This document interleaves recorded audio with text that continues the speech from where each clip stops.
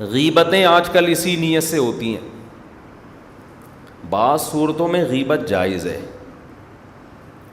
آپ کسی کی برائی کسی کے سامنے کرتے ہیں تاکہ اگلا اس سے ہوشیار رہے, اور برائی بھی وہ والی کرتے ہیں جس سے اس کو نقصان ہو سکتا تھا. یہ نہیں کہ سارا ہی کچا چھٹا کھول کے رکھ دیا اس کا.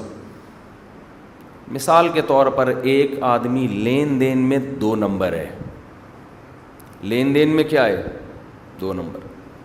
آپ نے دیکھا وہ کسی سے لین دین کر رہا ہے, آپ کو پتہ ہے کہ یہ اس کو نقصان پہنچائے گا, تو آپ نے اس دوسرے آدمی کو جا کے بتا دیا بھائی اس سے ہوشیار رہنا, یہ بہت سے محلے والوں کے پیسے کھا کے بیٹھا ہوا ہے. تو یہ غیبت جائز ہے کیونکہ آپ اس میں کسی کو نقصان سے بچا رہے ہیں. یہاں تک ٹھیک ہے. لیکن شیطان کیا کرتا ہے, ہر برائی ہر غیبت پہ لیبل کیا لگا دے گا؟ اچھائی کا, کہ یار یہ تو میں ضرورت کی وجہ سے کر رہا ہوں, یار یہ تو اصل میں ایکچولی مسئلہ یہ تھا. وہ آپ کی اپنی ٹھڑک ہوتی ہے, اپنا بغض ہے, دوسرے کو ذلیل کرنا ہے. لیبل شیطان نے کیا لگا دیا؟